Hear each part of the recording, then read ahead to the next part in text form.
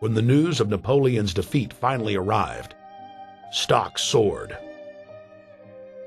Britain was now the undisputed ruler of Europe, and Rothschild ruled England. The already dominant British Empire grew even more aggressive. Her troops and bureaucracy spread across the globe. The sun never set on Britannia's holdings. The banking cartel funded, in fact, since about 1800, they have funded both sides of almost every war. And of course, they're getting the interest off of the loans that they've given the various governments and the wars that they have actually helped stimulate and create. By 1900, Germany was a rising force and a leader of the Industrial Revolution. World War I, for instance, there was absolutely no reason to have World War I, except that it was an ideal opportunity for the banking cartel to make a pile of money by funding both sides of that particular war. On June 28, 1914, the heir to the Austrian-Hungarian throne, Archduke Franz Ferdinand, was assassinated while traveling in a motorcade.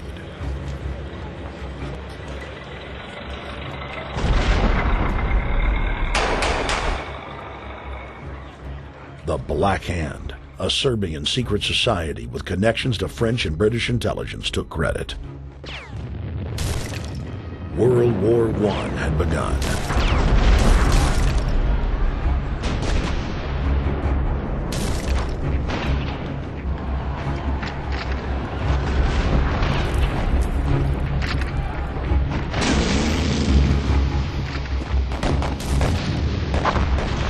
Armaments companies financed by Rothschild-controlled banks in Germany, France, England, and Austria bankrolled all the factions.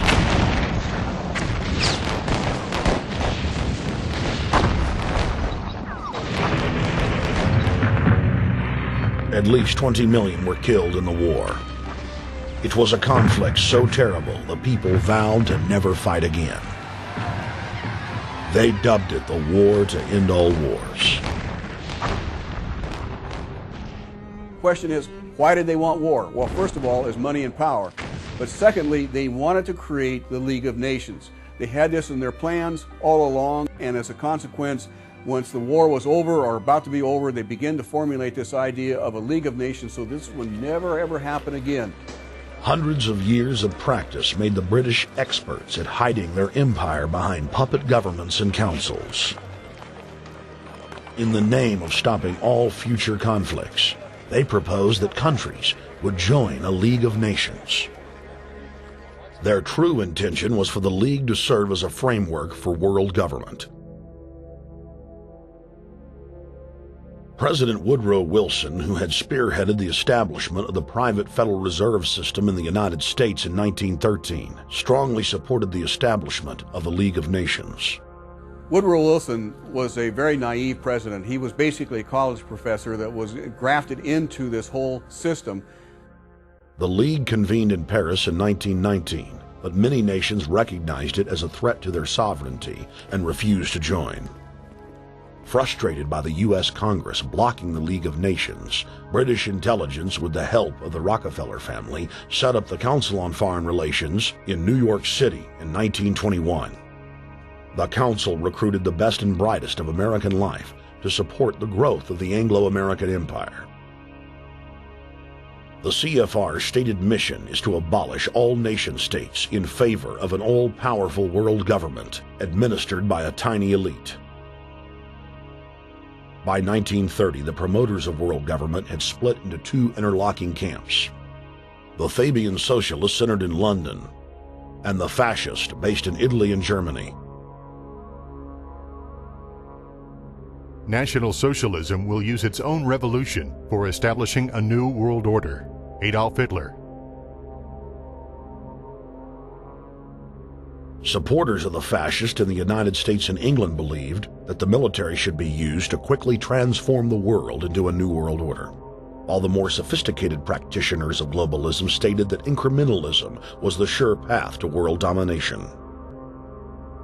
Congressional Medal of Honor winner Major General Smedley Butler went public in 1934, exposing an attempt by the robber barons to launch a military overthrow of the United States. The war hero testified to the McCormick-Dickstein Committee in Congress that some of the most powerful men in America had tried to recruit him to lead a military coup so they could set up National Socialism in the United States.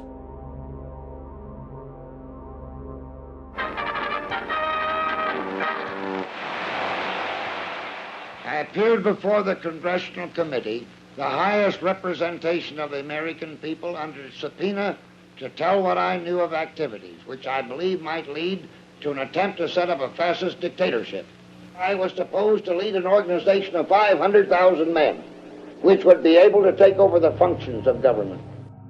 The fascist had also made deep inroads in England. Edward VIII, King of England, was forced to abdicate the throne because of his public support for Hitler. Was es sich dabei nicht nur das negative Problem der Bekämpfung dieser Lehre und ihrer Organisation handelt, sondern die Durchführung der positiven Aufgabe der Gewinnung des deutschen Arbeiters für den nationalen Staat.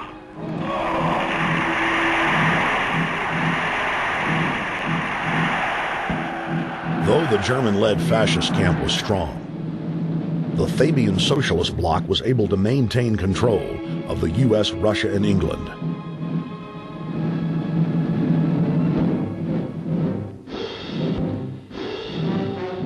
In the build-up to World War II, and during the conflict, the bankers again financed both sides, just as they had done with Napoleon.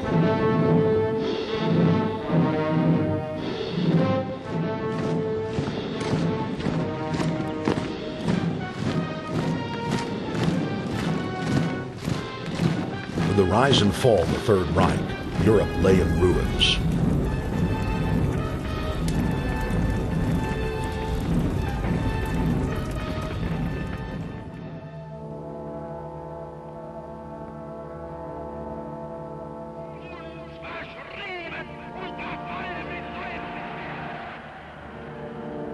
Once again, the elite claimed that only global governance could save humanity from certain destruction.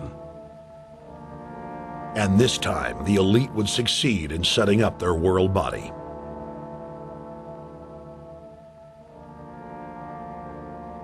In April of 1945, at the Presidio Naval Base in San Francisco, the United Nations was founded by the victors of World War II. The United Nations complex was then built in New York City on land donated by John D. Rockefeller. Shortly after the elite established the United Nations as their base in the United States, the newly formed World Council quickly began work on the next phase in their plan, the incremental formation of continental superstates.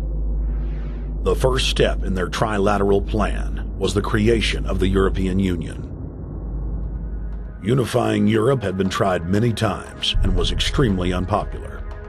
Where Napoleon and Hitler had failed to accomplish their goals using force, the globalists would succeed using stealth. The British spearheaded the formation of the Council of Europe on May 5, 1949. The Treaty of London claimed to only establish trade ties between European nations, like NAFTA or GATT in North America. Its true intention was the formation of a European superstate.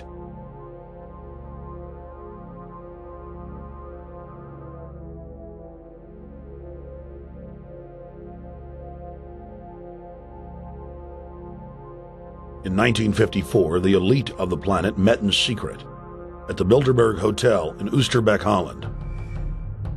The Bilderberg Group would later admit that their mission was the formation of the EU. Once the EU was established, under the guise of trade deals, a North American Union and Asian Union would be formed. The three interlocking superstates formed the core of the global government, while the United Nations would serve as a world regulatory and enforcement body over the Third World subregions. The Bilderberg Group consists of the heads of all of the managing roundtable groups that steer individual countries. Picture the elite power structure of the world as a giant pyramid, with only the elite of the elite at the tip top of the capstone. The group has been so secretive that until the mid-1980s, the controlled corporate media denied its existence.